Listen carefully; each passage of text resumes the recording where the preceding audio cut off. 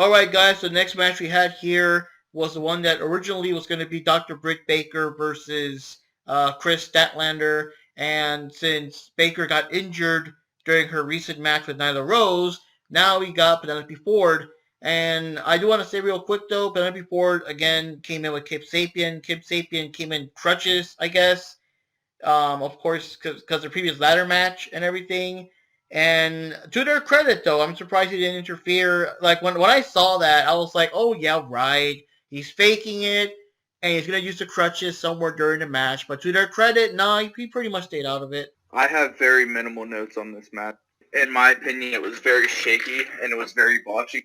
There was one point, though, that I laughed a lot for Kip Sabian, because he was talking crap from the side of the ring, and he called Chris Statlander an alien freak, and I enjoyed that. Statlander had a scary tope at one point. I do have a wild Vicky Guerrero appears. Yeah. So I enjoyed that. There was a shaky Hurricanrana by Penelope Ford onto Statlander. Statlander has a lot more power than she leads on, and she should have been able to hold Penelope up. But like I said, I have very, very minimal notes on this match.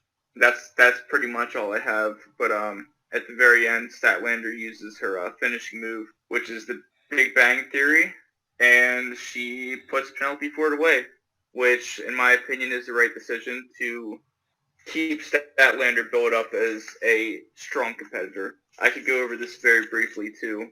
As far as the predictions go, if I'm not mistaken, I'm going to double-check my notes. All of us, except for Chuck, picked Chris Statlander to win. He has a very, very strange obsession with Penelope Ford, which is understandable because she's gorgeous. I feel like it was right for Chris Statlander to win this match. Yeah, I mean, you couldn't expect him to vote against his future wife, you know. Yeah, I mean, obviously. You know, like I said, I just don't have a whole lot of notes on this match. Personally, I'm not going to sound like an ass. I'm not trying to sound like an asshole, but I wasn't very invested in this match. It's sad to say this was kind of a piss break match. I feel like Statlander and Baker could have had a very good match. It's just unfortunate what happened to Britt.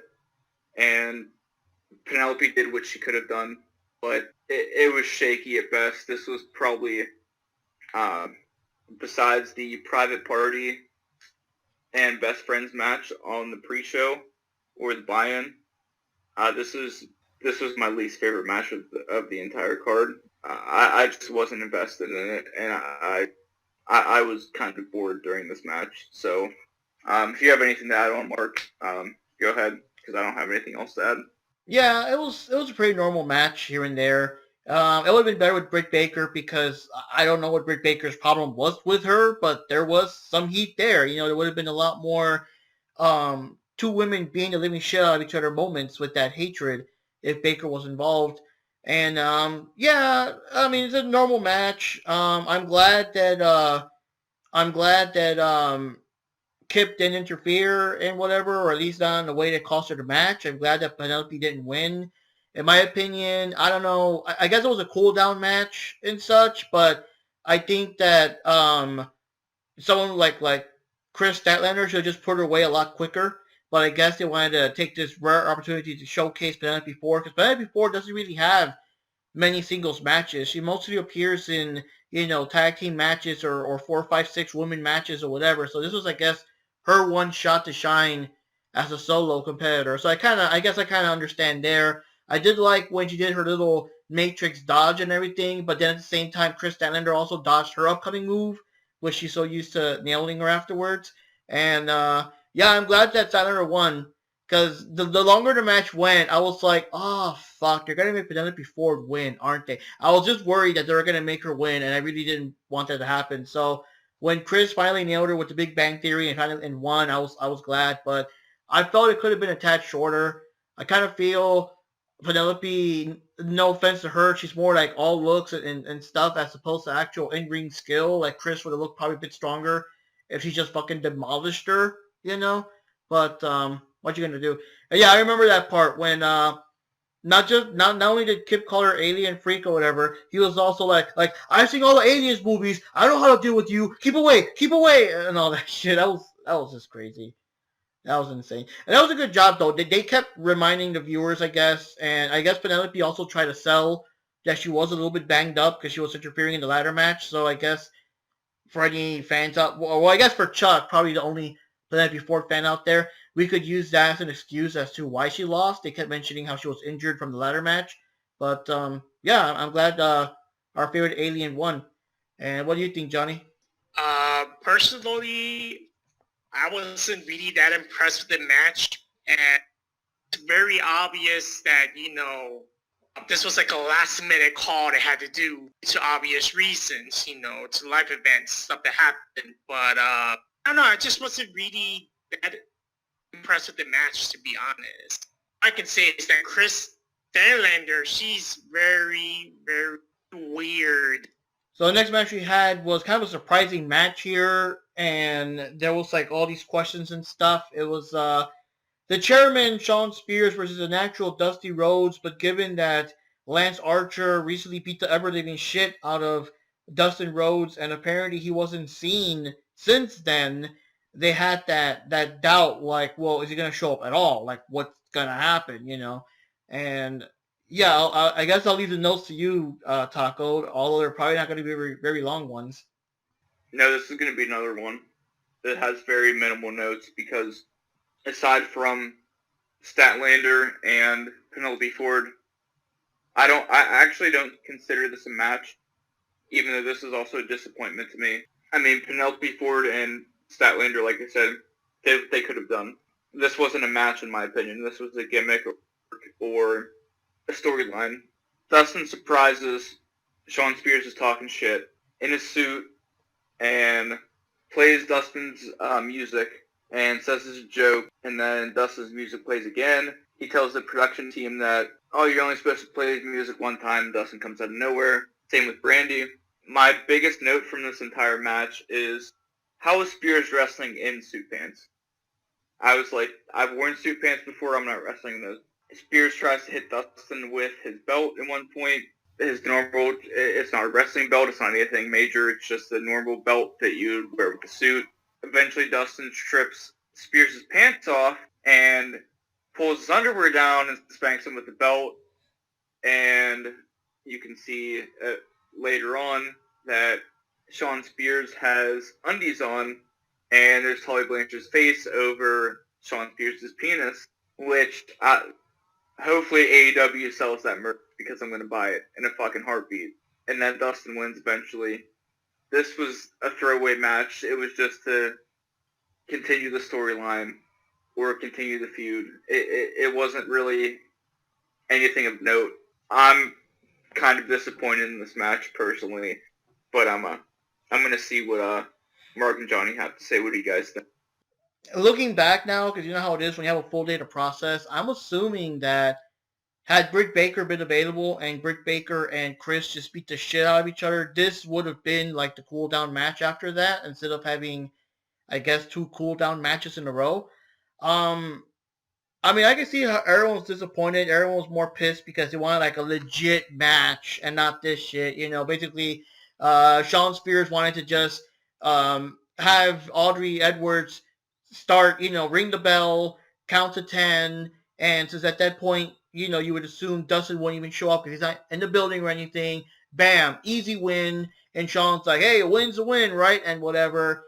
And then, of course, this is something that could only be accomplished because of the whole COVID empty arena. Because obviously, if Dustin was creeping up behind him, everyone would have been cheering and shit like before. But due to no one in the crowd, doing that, the camera tricked us and showed that Dustin was behind him the whole time. And yeah, Shawn Spears showed the crowd he was a cheeky little rascal.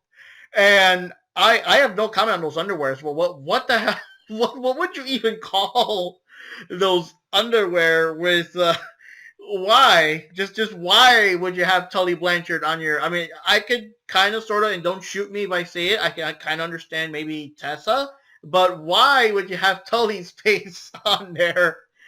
And Yeah, it was a comedic moment, like you said. It wasn't a match. It was like a gimmick thing. It was like a funny thing and whatever. For me, a win is a win. So I'm glad Dustin won, anyways, because the most wins he can win in singles matches, because he doesn't get too many singles matches, especially now since he's kind of tag teaming with QT Marshall and stuff. I mean, a win's a win. I never ever get tired of seeing Dustin doing that power slam. I was so glad we got to see him perform live, even though it was against like the Librarian or whatever. But I'm so glad we got to see him do the Power Slam live last year, and I'm glad he won. It was a goofy match, but I know why everyone's pissed. Everyone wanted a legit match. Everyone wanted Shawn to win, and I also don't know what they're doing with Shawn because I mean he's becoming a joke character, man. And the way they built him up when he first appeared, like I said before, I forgot if you were here or not during that one, Taco. But whenever we reviewed the first big AEW match with Shawn Spears, he had all the mystique, the hood, the glowing eyes, and whatever. But the moment the bell rang, Cody beat the ever living shit out of him, and there went all that. And since then, he's been kind of a joke character. So I don't know. All I can say is at least he's being used more often, right? And not just like appearing in the Royal Rumble under number 10 and that's it or whatever. But yeah. Uh, any thoughts, Johnny? Okay, so at this match really was goofy and not disappointed in the end results that Dustin Rhodes won the match. I'm just disappointed the way the match was conducted. It was just too comedic for my taste. John Spears is very comedic in this match. I'm pretty sure it's the gimmick they're trying to go for right now. That would be kind of like my little grip with the AEW, because AEW is supposed to be, I don't know, 10 steps ahead compared to the WWE. And I don't know, Sean Spears, my bad. Sean Spears, they're trying to make him too funny, the WWE style. So I don't know about that. So in other words, you're saying that if they had this gimmick in WWE, Vince would have been saying, "Yeah, do that. Pull his pants down. It's such good shit." Spank him in the ring. It's such good shit. Everything that makes the match kind of funny is that it almost looks like, is this Sean Spears, striptease thing going on? Like, I thought, this was Chippendales type match, Magic Mike type match. I love Sean Spears. I've been a big supporter of him, even when he was Ty Dillinger, even when he was in WWE CW, even when he was Stan and Shawn Michaels super kicked him in the face. I feel like he deserves better, even though he's in his mid to late 30s. But I feel like he can do more than putting over someone who's probably about 10 to 15 years older than he is. I don't know. I'm kind of disappointed that this match ended up how it did. But it was goofy and funny, I guess. It continued the storyline. Whatever. I mean, it's a whatever match, in my opinion. I did want to say, as far as the predictions go, Chuck, Jack, myself, and Johnny all picked Sean Spears, and Mark is the only one that picked Dustin Rhodes. So he's kind of got a leg up in it currently. And to be fair, I mean, you guys were basically expecting a legit match. If it was a legit match, I would assume Sean Spears would have won. But Yep. I mean, I Got just lucky with this one. I just can't vote against Dusty. I mean, he's cool. Just the way he's in AEW, I just can't help but smile whenever I hear his theme music and everything. I was so worried that when they made the whole big deal, for the first Double or Nothing, that was going to be his all-out retirement match, his farewell match. So I'm glad that he stayed and he's still doing so much. I know a lot of the old classics, they start turning into like trainers or people that are behind the scenes and blah blah blah blah blah. I know they're still with the company and all that, but I'm so happy to still see Dustin in the ring, man, because he can still go, man. Oh yeah, he can. I'm not going to disagree with that at all. He can still go. I mean, for his age, he looks better than most people his age. But I just think if they're going to do something with Shawn Spears, it's not going to be losing to Dustin Rhodes in a silly fucking match like this. I mean, I guess you got to have a match like this every once in a while where it's silly, and I could have done without the spanking, the man-on-man spanking, but what are you going to do? I mean, but I'm going to say it again. If they sell those Tully Blanchard undies on AEW Shop, I'm buying them, for sure. Or maybe if they have Jake the Snake's face or Arn Anderson's face or DDP.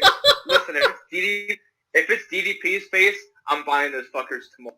I guarantee you, because I wear them constantly. I will buy 10 pairs. I'm not sure how your girl would respond to that. Oh, I don't care how she responds. I'm buying at least 10 pairs. That's gonna keep me good for 10 days. I'll be good. I'm fine. If they have DDP's face on them with a diamond cutter on it, boom. I'm buying tons of pairs. I'm buying as many pairs as I can fucking get. Like, it'll have his face in the front, and in the back it'll say, "Feel the bang." Yes, I'm buying them. Sell it. Come on, Tony Khan. Put it on the shop. I'm getting them. You got a customer right now who's willing to buy at least $100 worth of fucking underwear. So how many pre-orders should we put you down for, Johnny? I'm not buying none of those. Oh, that would be funny, though. Dustin underwear, and the back it would say "One Last Ride." Oh, yeah. Dude, if they sell AEW underwear, I'm in. I'm sold. I'm buying them. Give me all the fucking pairs that you can. I'm set. You give me Dustin Rhodes underwear, boom, set. You give me DDP underwear, don't even think about it. It's not even a question. I'm pre-ordering at least 10 pairs. Oh, I want, actually, if they put legends on them, I'm buying one for each legend and multiplying it by 3. I'm set. I'm good. I don't need underwear for a while. Now, speaking of merchandise, speaking of actual merchandise, they did actually advertise this during the event. The AEW action figures are coming out. They've already announced that they're going to be coming out in August. And you can bet I'm fucking buying those. I'm going to buy a Jericho one, a Kenny Omega one, a Kenny one. Like, oh, they got a Dustin one too. I'm buying a Dustin one. Like, dude, I am so there. I'm pre-ordering those fuckers. I'm not going to lie. I'm going to buy the New Japan figures first if I get a chance to. But eventually I'll get the AEW action figures at some point. I'm going to probably buy 2 of them, man. I'm going to probably buy a Chris Jericho figure that will never get out of the box. And then I'll buy another Chris Jericho figure at work. It'll be guarding my computer and everything. Because everyone at work knows me that I'm like Le Champion. I even changed my name there in the work thing to say Le Champion. So I just want to put them there. So when someone says, "Yo, Mark, who's that on your desk?" Oh, that's Le Champion of AEW. All right, so they also announced that AEW's All Out will be announced for September 5th. So you can damn bet hell we're going to watch that. That's going to be awesome. So the next match we had here was the next championship match, the AEW Women's Championship match, where we had the current champion, Nyla Rose, going up against the number 1 contender for the title, Hikaru Shida. And just for extra credit, I do want to note, I was looking at her outfit, like it looked familiar, but I couldn't put my finger on it, and that was because she was not cosplaying as a character. She was cosplaying as 2 characters. She was cosplaying as Tifa from Final Fantasy, and this is super cool because this game just came out. Blaze from Streets of Rage, because you know we got Streets of Rage 4. So she had like the red from Blaze. She had general like Blaze's hairstyle and Blaze's like fighting gloves. And yeah, at first I was like, why is her hair out like that? That's a cool look for her. Then it hit me, fuck, that's Blaze's hairstyle. And then she had the overall like suspenders and shorts and stuff that was kind of matching Tifa. And it was kind of cool because her wrestling trunks were red like Blaze, but then she had half a mini skirt on the back, which represents Tifa's mini skirt. And I'm putting a picture, of course, of when I'm describing all this. But that was just so clever because Tifa's classic, Blaze is classic, but Blaze, because Streets of Rage 4 just came out and it's a fucking awesome game. You fucking buy it and play it right now if you haven't bought it yet. And for me as a gamer, it just got me. It just got me. She was cosplaying instead. So yeah, I'll leave the notes for you, Taco. Thank you for bringing that up because I was trying to figure out the time who she was trying to cosplay as, and I had absolutely no idea. But awesome point for you to pick that up. As far as this match goes, we start off with Nyla having the kendo stick. She has the advantage with the kendo stick early. Another note that I have that's not really that relevant to the match, it's just relevant to wrestling in general, is why do all of the women in wrestling scream? I don't know what it is. It just kind of jumped out to me because Chris Statlander, and I apologize for not mentioning this previously, she yelled constantly during her match, and Cheetah did the same thing. We had also, to continue on, there's a throw from Nyla to Cheetah on the poker table, which was pretty intense. And then Nyla started choking Cheetah with the chairs after she threw her onto the poker table. This was outside of the ring. Another thing that pissed me off, not really relevant to wrestling, but Nyla's braids were really bothering me. She kept adjusting them constantly and moving them out of her face. Why wear the braids?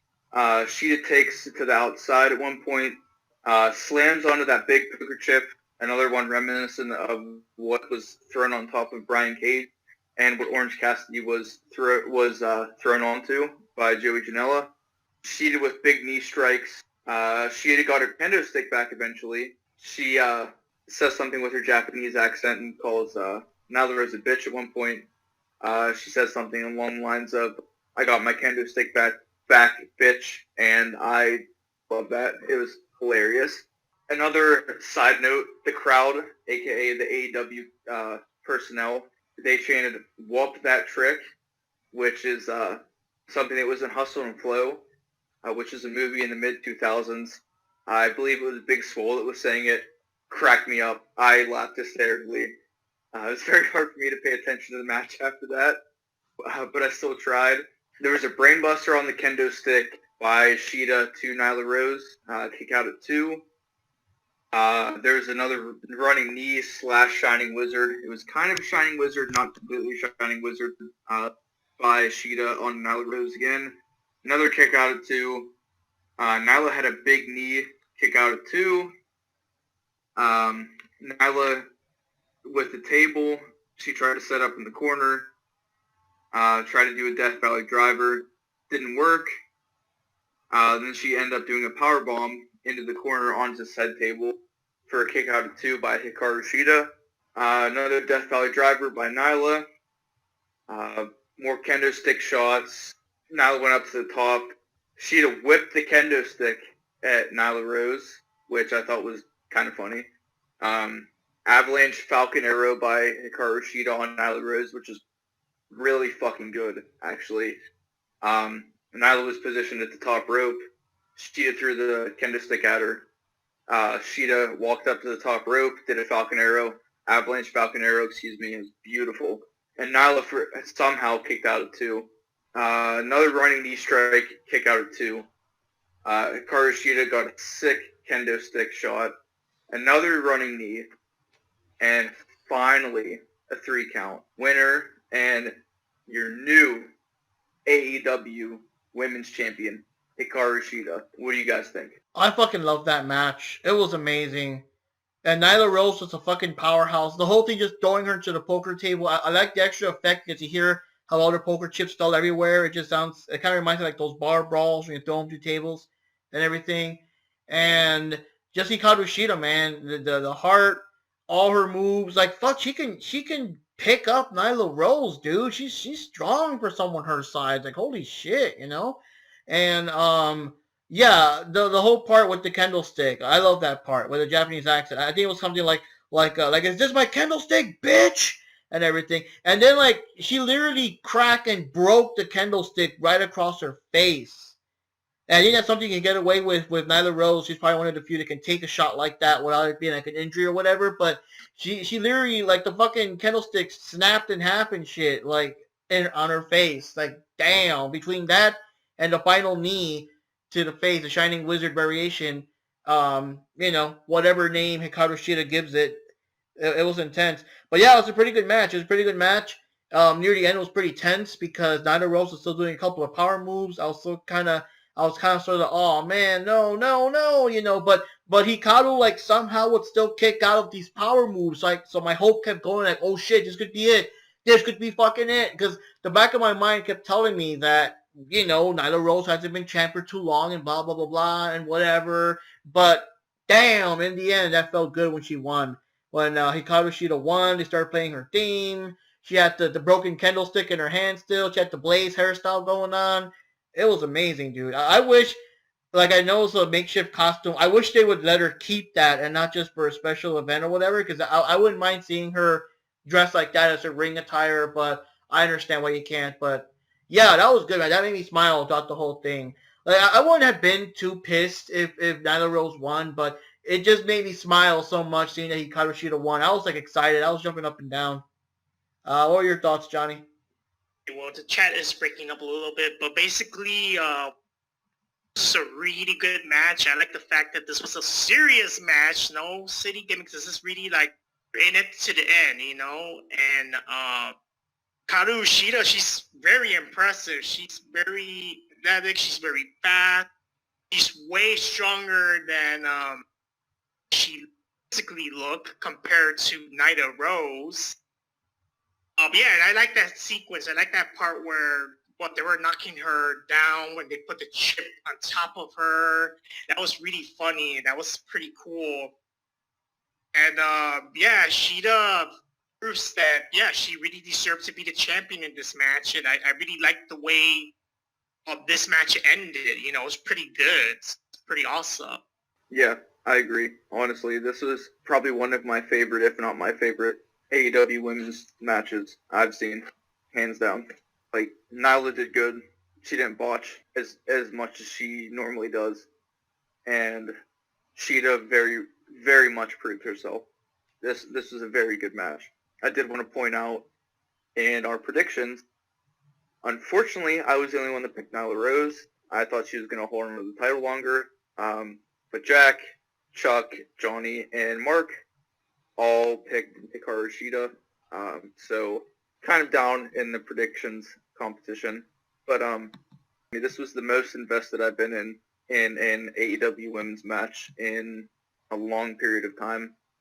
Nyla Rose had, for her previous defense against Statlander, that match was very botchy. She's improving a lot. Nyla can still be a super heel, even with the law. It's going to make her hopefully more hungry for the title again, to retain the title, or regain the title. Yeah, I mean, I was very happy with this match. Not so happy with the outcome in terms of predictions, but it's good to see Hikaru Shida win this title. I mean, she's probably the best, if not one of the best, women's wrestlers AEW has on the roster, hands down. Yeah, and that reminds me, Chuck told us to inform you guys that the reason he's on the podcast is because he did a little too much celebrating that Hikaru Shida won, so he's gonna have to sleep it off.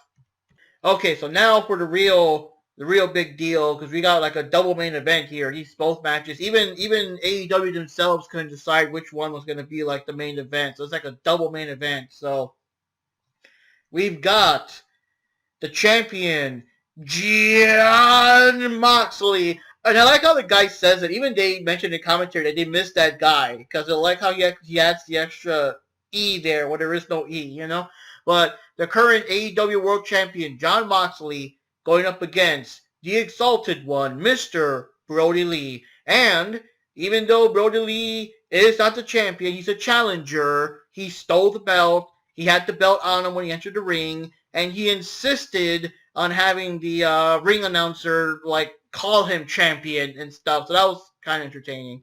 And yeah, this was one hell of a slobber knocker. You got the notes there, I believe, Mr. Taco.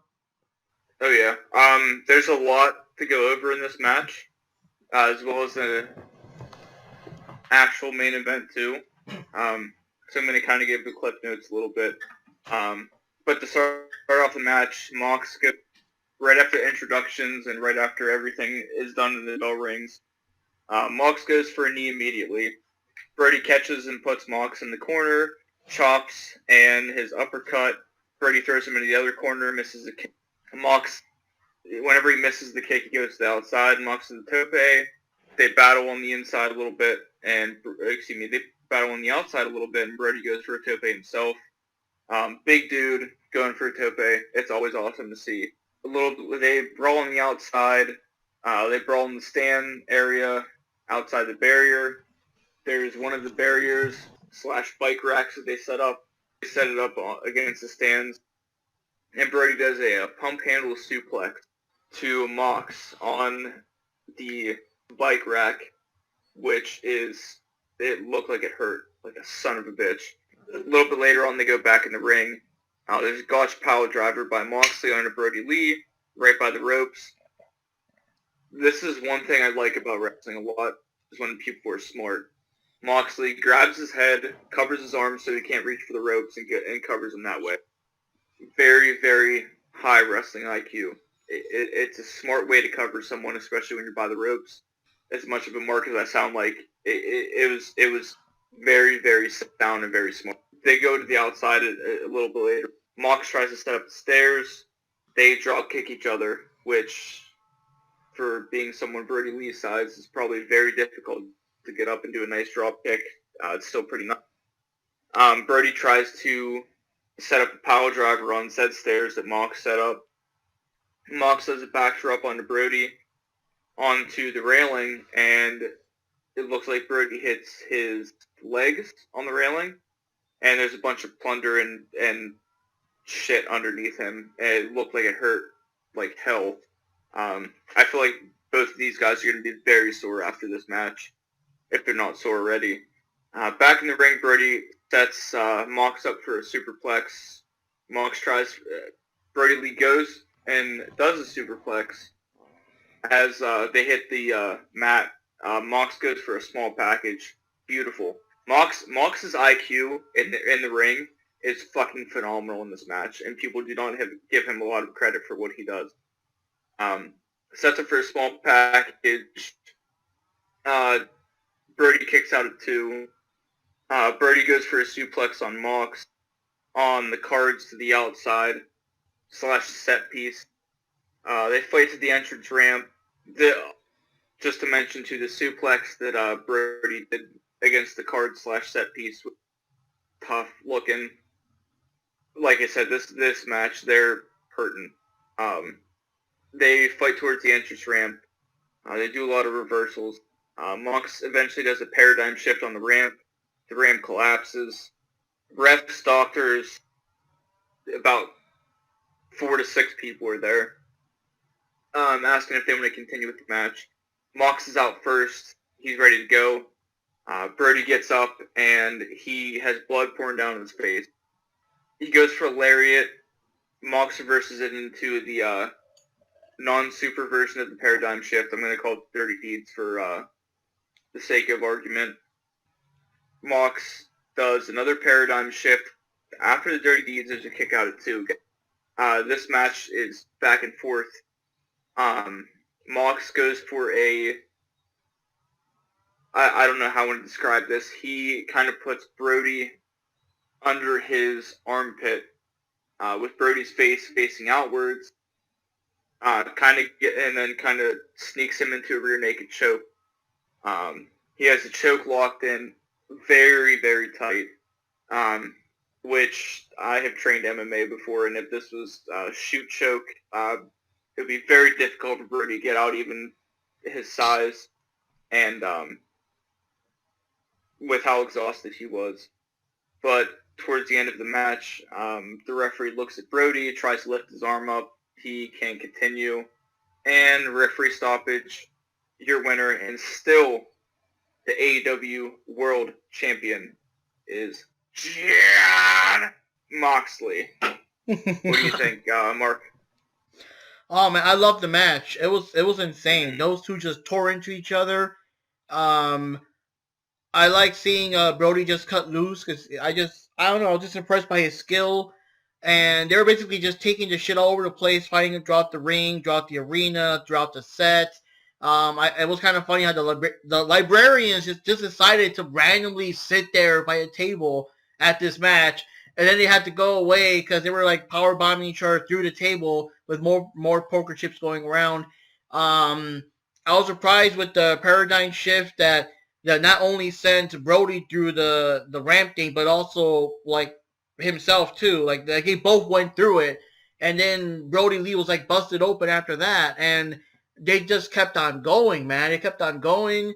Brody kept kicking out of the paradigm shift and I guess the other variation of it, and like in the end when I saw the sleeper, I was like, holy shit! And that was like tactical. I like how he uses that sleeper. I always like when a wrestler has more tools than just their finisher, where it's kind of like they just have to end the match on either a finisher or a roll up. So I like what they do, like a little different here.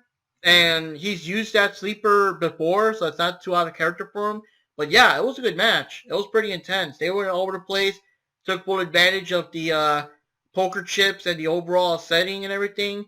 And I mean, I was actually surprised though that I guess the rest of the what do you call it, Dark Order didn't cheat or interfere or come in or whatever. But I guess it was kind of a clean fight. I am kind of curious what Brody Lee's gonna do to the Dark Order, like Wednesday. Like I was gonna, I guess, take out his aggression on them or something. But yeah, I'm glad Mox won. I'm glad Mox is still the champion. He's fucking awesome. And like, holy shit, he has his hands full if he's gonna have Brian Cage coming after him. So unfortunately, yeah, this was a very long match. That's the only thing I really remembered, but I remember the whole match. It was like a lot. It was a lot fighting back and forth. It was a bloody match too, as you could see Brody Lee's face all bloodied up and stuff. So, but it was so a good match. It's just that I don't know. I just whatever for my case. This match showed me what Brody Lee, again, before Brody Lee went to WWE, this showed me what he can do outside of WWE, and this showed me that I've heard people bitch about Moxley being the world champion in AEW. This match showed me how good of a world champion he can be. And, like you said, Mark, another finishing move that wrestlers can have in their arsenal that's a submission move that they don't use very often, but they need to use. I mean, a rear naked choke is always a solid finishing move to have because it's very difficult to get out.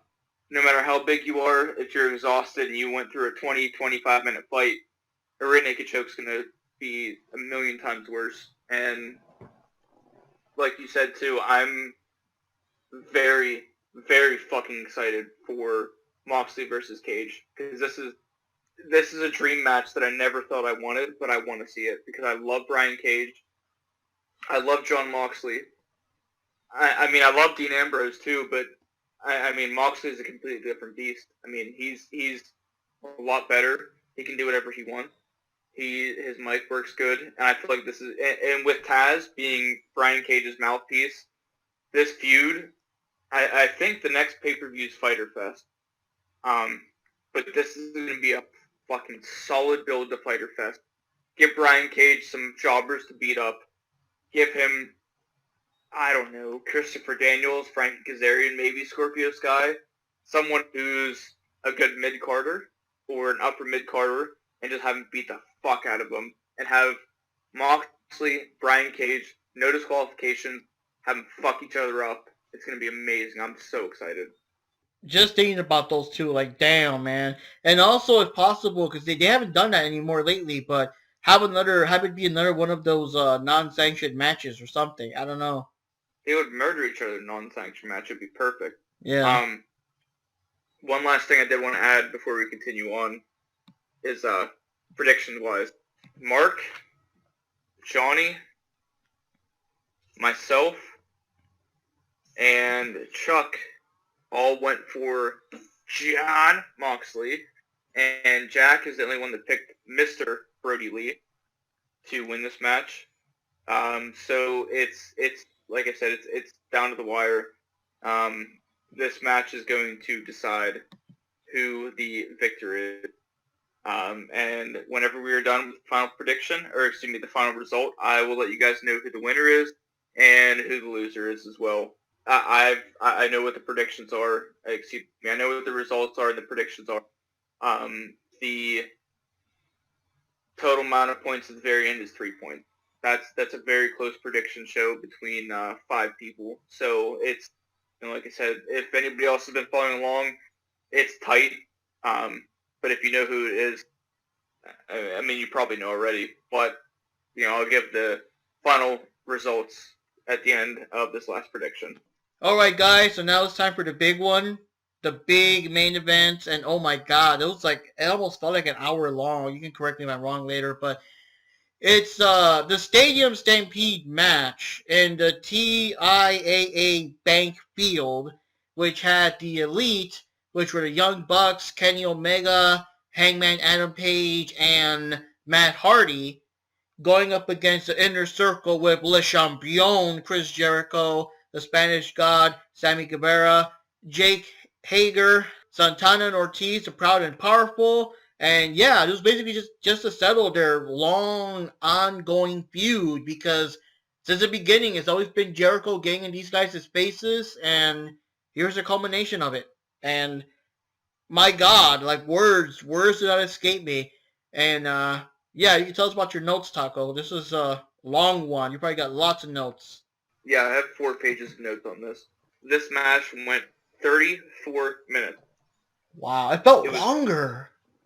It did. It really felt like it was an eternity, but I enjoyed every single second of the 34 minutes that happened.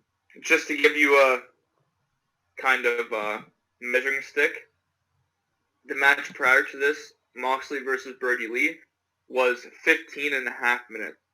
So, and the women's title match, Sheeta versus Nyla Rose, was 16 minutes. The latter match at the beginning of the show was 28 minutes and 30 seconds. This was the longest match on the entire card. That's weird though, because those matches, the 2 championship ones, they felt way longer than just 15 to 16 minutes. Damn. Yep. I mean, I double checked the match times. The match between Dustin and Spears only went 3 minutes and 20 seconds. Yeah, that makes sense. Statlander and Ford went 5 minutes and 30 seconds. Cody and Lance went 22 minutes. MJF and Jungle Boy went 17-20.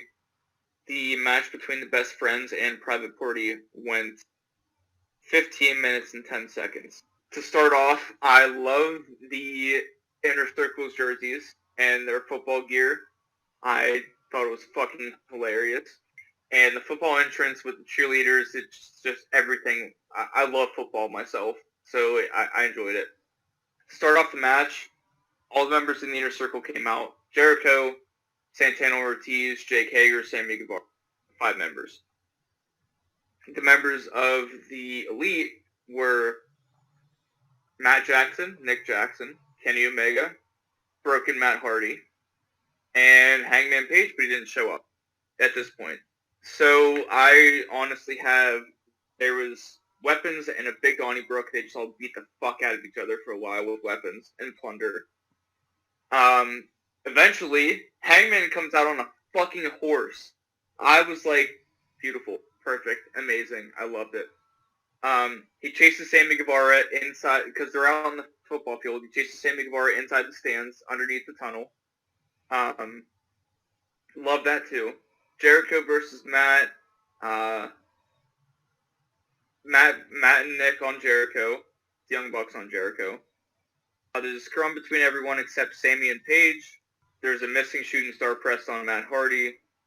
Sammy gets heat. Jericho stops knee on Sammy. Matt Jackson tries to do a moonsault off the goalpost. This is, like I said, there's too much shit that happens in this match for me to do it all justice. After Matt does the moonsault off the goalpost, climbs up a ladder, does the moonsault off the goalpost. He tries it for the first cover, if I'm not mistaken. Paige is still trying to find Sammy, even though Sammy's in the field. Paige is still on the horse.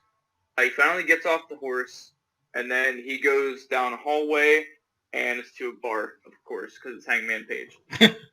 The the next thing I have is that Kenny Omega gets murdered by Santana and Ortiz. They're fighting on the upper deck level. They put up one of the bicycle racks that they have, and they do a double team move on him, and it looks tough. They try another pin, but Matt Hardy saves the pin at 2. Santana, or this, I will say this right now, this is literally my favorite part of the entire match.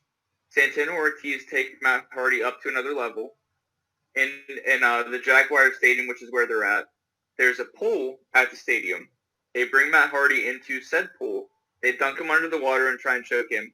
Matt Hardy's multiple gimmicks come out. Money Matt comes out. Matt Hardy version 1, Broken Matt comes out. It's phenomenal. I loved every single second of it. So the best part about it too is if anybody watched WWE in the mid-2000s when Matt Hardy was version 1, he had Matt Packs whenever he came out to the ring during his entrance. There's Matt Packs on there. It said Matt Hardy can hold his breath underwater for, I think it was 345 seconds if I'm not mistaken. Yeah, it was weird because Santana and Ortiz acted like they could read it. Literally my favorite part of the entire show. I laughed. I was literally laughing out loud by myself with my cat in my house. So Matt Hardy puts, eventually they keep fighting. Matt Hardy puts Santana in the ice box, like Matt Hardy got put into whenever they did the other, with the other members of the Inner Circle. And Matt Hardy got put into the ice box. He put Santana in the ice box, closed it up, put something in front of the door handle so he couldn't get out. Hager looks for Page, because we haven't seen Hangman Page this entire time. It's just been Hardy, Omega, and Pride and Power. So Hager looks for Adam Page, and he finds him at the bar. And they have a drinking, which is also kind of cool. I enjoyed that too. Hangman Page and Jake Hager start brawling in the bar. There's a pool table in there. They start doing moves. Pool table. It's a fucking mess. Kenny helps Hangman Page, smashes bottles over Jake Hager's head. At one point, Kenny Omega kind of hunches over, and Adam Page puts his hands on top of Kenny's back and does kind of a front flip into a buckshot lariat on Jake Hager. So it was a nice assist by Kenny Omega. And then at the next point, after Hager's knocked out, Hangman Page goes behind the bar. Kenny Omega's at the front of the bar. Hangman Page pours a glass of milk. Hangman Page pours a shot of whiskey. And he gives Kenny the milk. And Hangman Page gets the whiskey because Kenny Omega is straight edge and he doesn't drink alcohol. They have a cheers, and it's a beautiful moment too. Next, we move to Matt Jackson and Sammy Guevara. And Matt Jackson does a Northern Lights suplex train starting at the end zone on one side of the field. And then he keeps going for a little bit, and they take the camera away from him. And then we go to Nick Jackson and Chris Jericho. Nick Jackson is just wailing footballs at Chris Jericho. Hilarious. At one point, Chris Jericho takes the megaphone, and screams shit at Nick Jackson, Hilarious, too, because Chris Jericho can get anything over. At one point, Chris Jericho gets into a fight with the mascot of the Jacksonville Jaguars. Go back to Matt Jackson and Sammy Guevara. Matt Jackson is still giving him continuous Northern Light suplexes, and they're about at the 50-yard line at this point. Continuing on, the announcers are building up that Matt Jackson's going to go to the other side of the end zone. Amazing. Chris Jericho and Nick Jackson are continuing to fight, and Chris Jericho tries to pin Nick Jackson. Aubrey Edwards is the referee at this point, and Aubrey Edwards gets a 2 count for Chris Jericho and Nick Jackson. Chris Jericho, being the heel that he argues with Aubrey Edwards. At one point, sorry, I can't keep a straight face. He looks at her and says she's a shitty referee.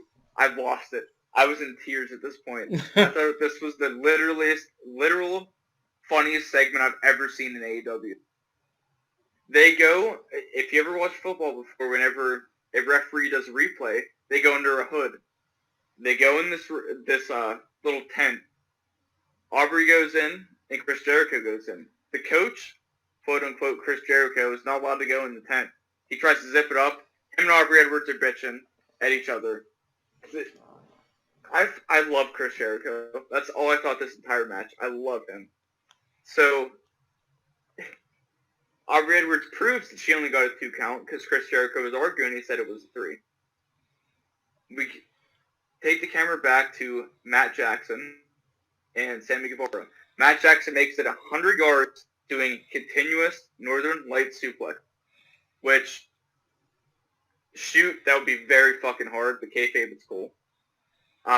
There's another referee because there's multiple referees in this match.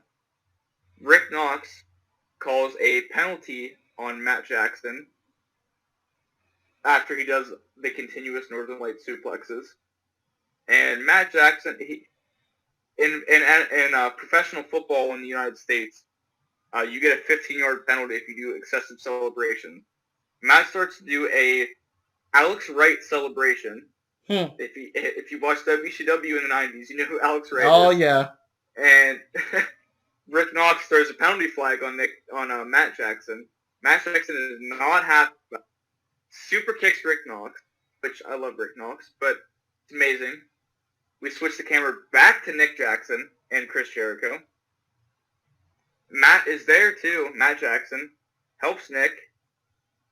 Nick goes to the bleachers as Matt Jackson is setting Chris Jericho up on a table. Nick Jackson runs down the bleachers and does a splash onto Chris Jericho onto the table. No cover. Hangman Page comes out with a line marker. It's a little tool that you use to make the lines on a football field. Runs it over Chris Jericho's crotch in his face. Hilarious. Like I said, I'm probably in fucking tears. This is literally the funniest thing I've ever seen as far as wrestling goes. Sammy comes to finally and thinks that he wins the match. Sammy Guevara comes to eventually. He thinks that he won the match. He gets hit in the face with a sprinkler that comes out of the ground. Hilarious. And then out of absolute nowhere, Kenny Omega and Matt Hardy are in a golf cart, reminiscent of Dynamite a couple weeks ago, chasing Sammy down. And then we get Neo 1, which is very reminiscent of Vanguard 1. He helps Kenny Omega chase Sammy Guevara too. Eventually, on top of a dugout, Kenny Omega sets Sammy Guevara up for the one-winged angel. They jump forward onto a platform that is already pre-made and probably has tables and crash pads and things like that on there. Kenny hits a one-winged angel with a very high fucking post to get up from. That was insane. What's that? That was insane. Oh yeah, it was a high fucking distance. Kenny hits the one-winged angel on Sammy. 1, 2, 3. The Elite win the Stadium Stampede match and celebrate, and that is the end of Double or Nothing 2020. What are your thoughts, Mark? Sorry, that was a lot to go over, but a lot happened in the 34-minute match. I apologize if I rambled on a lot. If you want to see the match and see more, check it out. But Mark, what do you think? Oh man, it was insane. Like at first, they were all like just at each other. So it didn't occur to me that this was one of those, I guess, pre-film edited things. Like I didn't catch it until a bit later on when it focused more on Hangman Page at the bar. But at first I thought it was kind of sort of not quite live, but I thought it was going to be filmed like a regular wrestling match because they were just all out there in the field. They were all just beating the crap out of each other. There were weapons everywhere. It was just madness. But then we started going more into like separating them and having their own individual matches at different locations. It kind of got more clear. But oh wow, there's just so many things. I think the favorite part of the whole thing was how cheesy it was Hangman Page just sitting down drinking, and Jake Hager shows up and just sits next to him calmly and whatever. and he pours him a drink or whatever, and he's all like, so you're here to drink or you're here to fight? It's pretty much the same thing anyway. And then they both start fighting and everything. But like for me, I thought it would have been funnier if they just both sat and drank during the whole thing. But Jake don't mess around. But and then they did that thing where yeah, I think Jake did it. Jake grabbed Hangman and just slid him across the table like Back to the Future style. And I know some other Western movies, but for me, I think of Back to the Future for that. Just slid him across the table, throwing all the shit, all the glasses and whatever else happens to be on the bar table all the way to the end. That was pretty intense. The whole thing with Matt Hardy with all his multiple personalities. I also like how he like got Ortiz under the bell, and while Ortiz was still shaking and convulsing from the bell sounds, he tied him up in a wheelchair with like duct tape or whatever, just left him there shaking, and while he was still fighting, Matt was fighting against Santana, Ortiz is still like, hey, I can't get up, get me out, I can't get free, hey, that was just funny. It was insane. The thing with Sammy thinking he won, and then they do like the whole kind of like cinematic thing where you see a close up of his face, but you also see like the background's kind of fuzzy until it goes into focus, and you're like, oh shit, the return of the golf cart and everything. I wish they ran him over a second time, but he got away, and it was just so much crazy shit, man. And Jericho did the little thing with the traffic cone in his head again, because I guess they're trying to get that over. And arguing, yeah, arguing with the referee to see the replay. Even then, like, that was fixed. The replay was fixed. The camera's lying and all that. And the never-ending suplexes and all that. It was just so much crazy shit. But in the end, though, I am glad that the Elite won. That spot was insane. That was fucking, like, dude.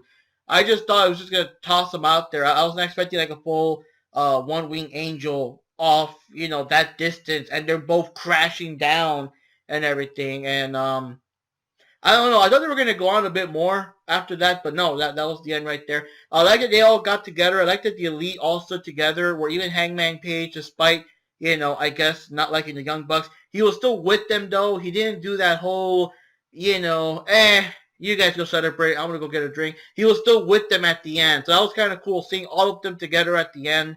That was pretty awesome. And, it was crazy, man. I was laughing because it was just so cheesy. This is the kind of stuff that makes you love wrestling.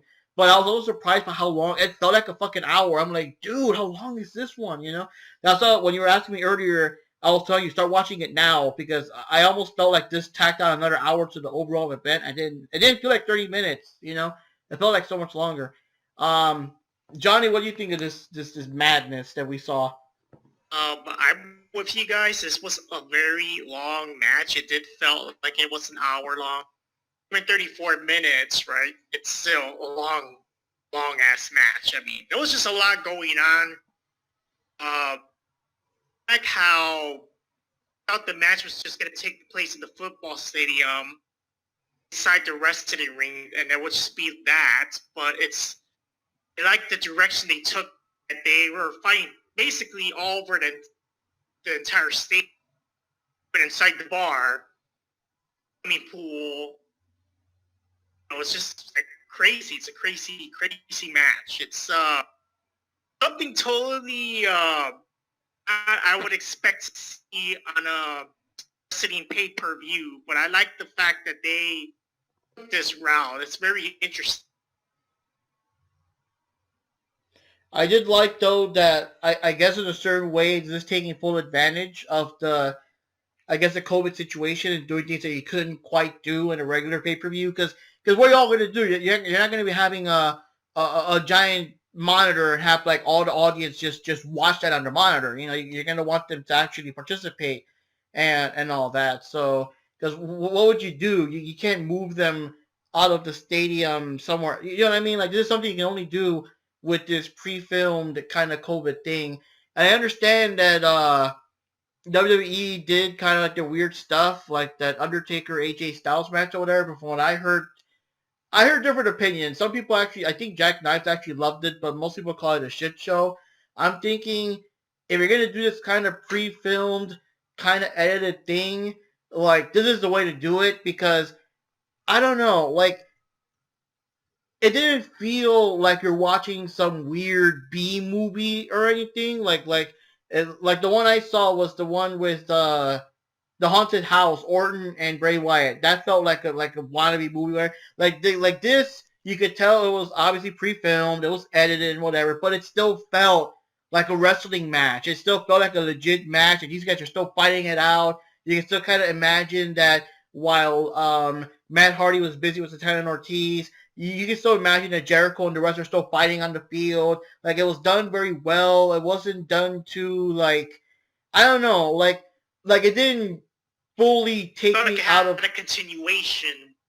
yeah, Everything else that was going on. exactly. It didn't take me out of it, so to speak. Like part of me knew, but my suspension of disbelief was still there. It still felt like a legit match. It didn't feel like, oh, an episode of The Elite, or this is the AEW, fun time show. It still felt like a legit match, and I like that. I like how they pulled it off. It does feel weird because, like, it's supposed to be taking place, like, this pay-per-view supposed to be at the MGM Grand Arena, then all of a sudden, bam, in this football stadium. Yeah. And also, like, the sunlight, like how bright it was as opposed to how dark it is in Vegas, like, because the whole casino vibe. But I just like that, though. I like how, and maybe you can elaborate on that, Taco, if you see some of those other matches I mentioned. I just like how it didn't take me out of the experience. Like, it didn't feel like they were trying to make, like, a low-budget TV show. It still felt like a wrestling match. It didn't take me out of it too much, and that's what kind of kept me more invested. It didn't make me like roll my eyes and here we go, this cheesy fun time now. But it felt like a match still, and it was awesome. Personally, and I've been a wrestling fan since I was 4 years old, so 23 years or so. I really enjoyed the Boneyard match that WWE had with AJ Styles and I'm gonna be kind of biased because I fucking love AJ Styles. I think he's probably top 3 right now. But this is a match that it's not as goofy and gimmicky as the Boneyard match. It was really fucking good. Like this in the COVID era, this is probably one of the greater matches I've seen too. It was goofy where it needed to be. And it was serious and a wrestling match where it needed to be too. Like I said, I mean the Firefly Funhouse match was cool, but it was goofy as fuck, and it kind of needed to be with the Fiend character and John Cena and all that blah blah blah. But I love this match too. I was invested the entire time. I didn't take my eyes off the screen, except for taking notes that I took. Yeah, I mean you have probably the best group of people that you can have a match with like this. Jericho knows the ins and outs of the business. The Young Bucks have been around for probably the better part of 10 or so years, if not more. Jericho's been around for 30 years almost. So, I mean, this was phenomenal. I enjoyed every second of it. I was invested the entire time. I mean, like I said, the only time I took my eyes off the screen was to take notes, and since I was watching it back and not watching it live, I would pause it and rewind back and continue on. This is exactly what it needed to be. As soon as I heard it was pre-taped, I was a little bit disappointed, but it exceeded my expectations. Now, unfortunately, out of our predictions, I was the sole person that picked the Inner Circle to win this match. So, whenever you guys are ready, I can give the official winner and loser of the predictions. As far as the predictions go, myself, I had 5 points. My biggest win was picking Brian Cage to be the mystery participant and also winning the match, so that gave me 2 points there. But I unfortunately picked against Hikaru Shida. And I picked against Dustin Rhodes. And I picked against Cody Rhodes. And I did not pick the Elite to win this match. So, kind of a shitty night for me. Chuck also had 5 points as well. So he was tied with me. He picked he picked Hikaru Shida to win, as everybody did besides me. He did pick Penelope Ford to win though, and she lost. Johnny had 6 points. He picked the Elite. He picked Hikaru Shida. He picked Statlander. The biggest thing that hurt everybody else besides myself was the ladder match. That was the tough one to pick. So, as far as the biggest winner and the biggest loser goes, can I have a drum roll, please? The biggest loser of the evening was Jack. He had 4 points. So that makes the winner of the prediction show for Double or Nothing 2020 is Mark. Holy shit. And you know, the worst thing of this all is I won and Chuck isn't here for me to gloat about it. Yep.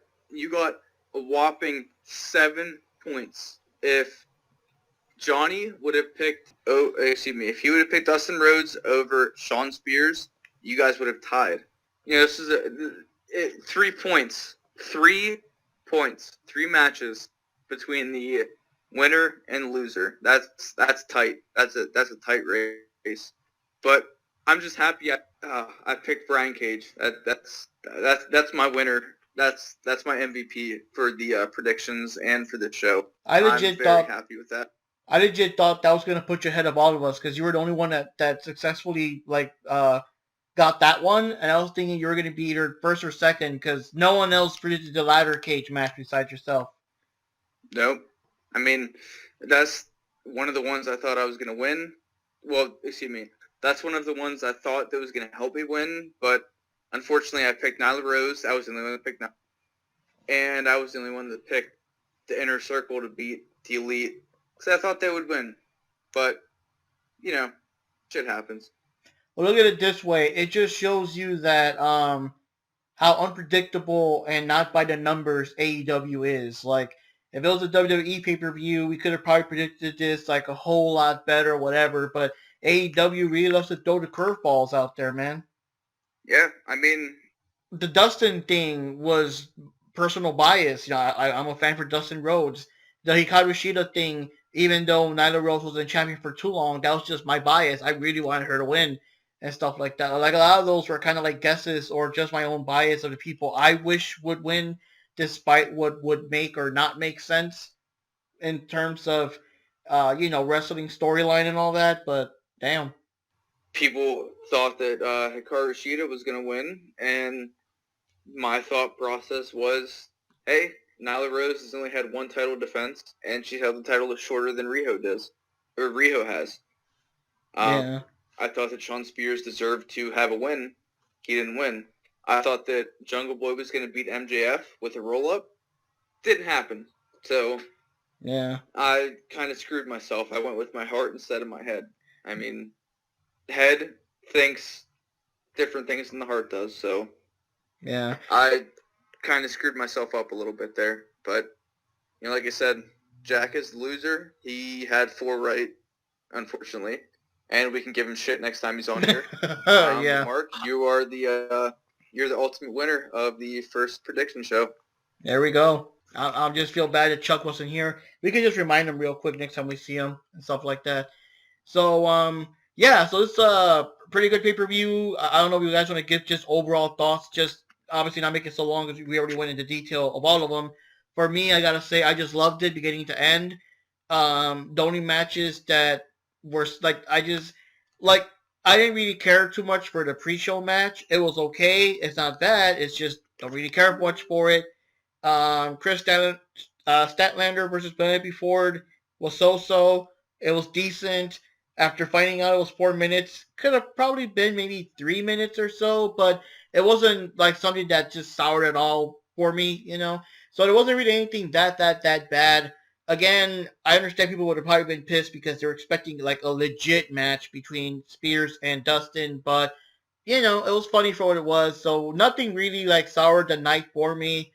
And a lot of these champs, 'cause that's another advantage of AEW being new, nobody's really been champ for too long. We don't have champs that've been, you know, champs for a solid year yet. We're not there yet.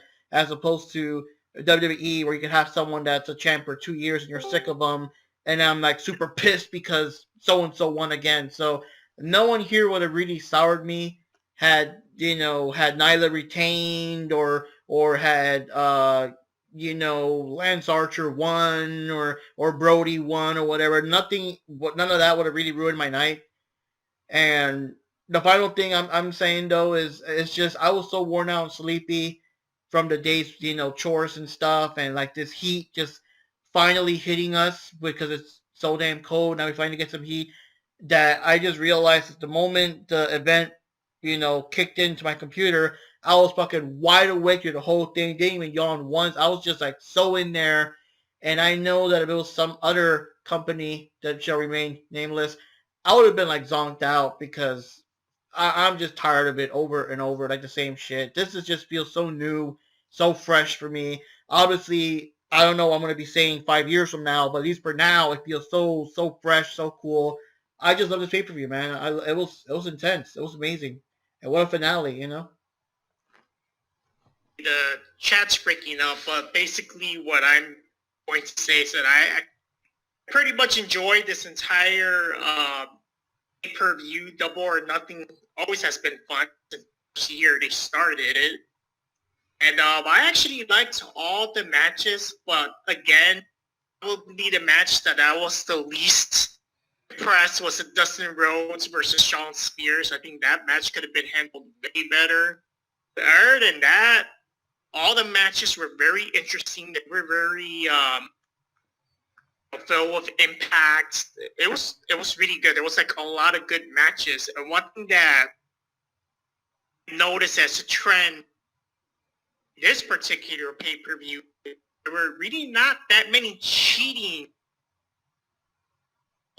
compared to most typical pay-per-view wrestling type events. Like, I don't know, like here was there was still some cheating, but they were still trying to hold it back. They wanted to, I guess they tried to ensure that the wrestlers win most fair possible. That makes sense. Yeah, I noticed that there wasn't much cheating, and there also wasn't much of that thing where even if the good guy wins, like all the bad guys gang up on you anyway or whatever. So yeah, that is right. Another thing I would like to add up, and I think pretty much what you guys pretty much describes, is that I feel like it's much more unpredictable. Like the end results of the matches, I don't know, it didn't felt so obvious. Like, oh, okay, this person's gonna win or that person's gonna win. Like it was still, you know, like a 50-50-ish chance that this person could win or that person could win in the match. Like the other wrestling iteration name we should name for now. Anyways, your thoughts, Taco, on just overall the whole thing? I enjoyed it. Except, like I said previously, I'm not going to dwell on it or bitch about it anymore. Archer versus Cody. I think Archer should have won, but, you know. Other than that, and Statlander and Penelope Ford, they did what they could have done. Private Party and Best Friends was a little disappointing. But everything else is pretty good. I mean, this is still better than a pay-per-view in the major company in the United States. Like I said, I enjoyed it. I mean, I was invested in the women's match, invested in the Inner Circle versus the Elite. I enjoyed Brody versus Mox. The latter match was a very, very hot fucking opener. MJF versus Jungle Boy stole the show, in my opinion. But, yeah, I mean, you know, not gonna bitch completely. I mean, I've seen worse pay-per-views. I've seen better pay-per-views. honestly, out of 10, I'd probably give this about a 6 or a 7. It was solid.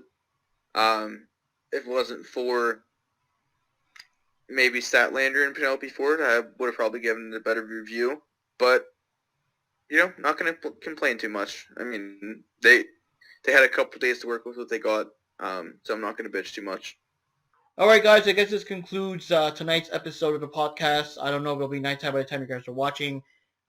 This will probably be out, I don't know, midweek, but I'm going to try to get it as fast as possible.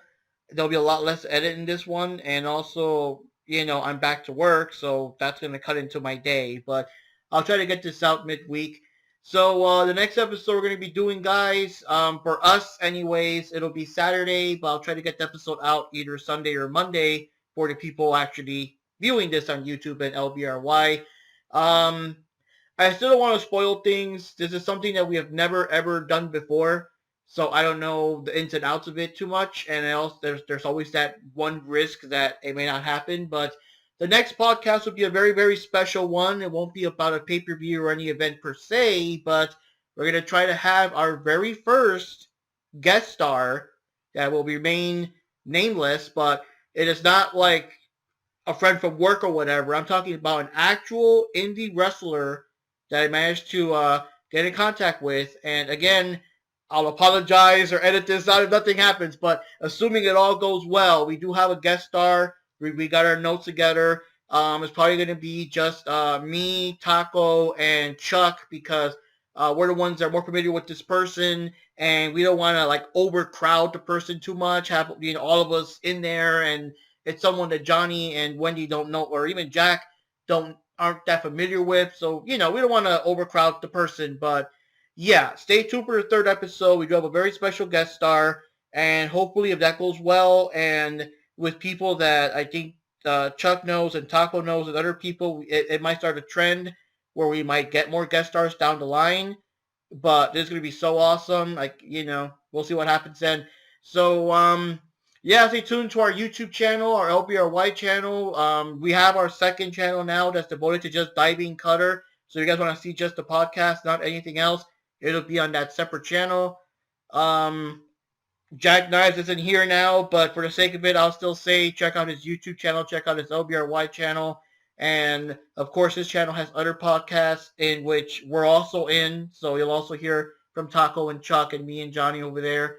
And any other thing, we also do, we don't actually promote as in we're not really paid by them or anything, but we still do recommend, check out Pro Wrestling Tees. It's pretty awesome. They got a big lineup of all kinds of wrestlers from the indies and all kinds of companies. They got cool designs. I mean, I've bought probably more shirts of them than I should have and everything. And Johnny's got some shirts in the way, and Chuck and Taco got shirts in the way. Everyone got shirts coming their way lately, so that's pretty cool. Any closing things y'all want to say, guys? If anybody's listening, thank you for listening. I appreciate it. And thank you, Mark, for having me on the podcast. Hopefully next time I get to kick your ass in some predictions. But you got to beat me this time, so we'll see what happens next time. And like you said, Pro Wrestling Tees is fucking awesome. I got 3 shirts on the way. Might gonna be a 4th soon, since the Shad Gaspard shirt came out. All proceeds go to his family. I know they had something on, I think it was Kickstarter, maybe something like that. They've already raised $40,000. I do have an Owen Hart shirt, and it's on Pro Wrestling Tees. They have 2 of them on there. It goes to lower income families and single mother homes. It's a very, very good charity to donate to. It's also the second most top selling shirt in the site right now. Yep. His the one shirt without his face on it is the second most top selling shirt on there. I unfortunately bought the other one, but it's still a good shirt. It's a fantastic shirt, and it's a very, very good cause.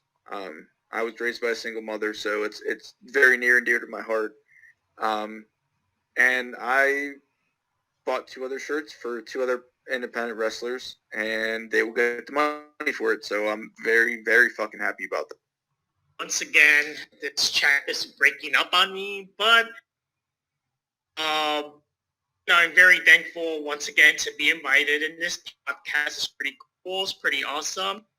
I actually enjoyed this timing on this pay-per-view in a very, time-sensitive moment.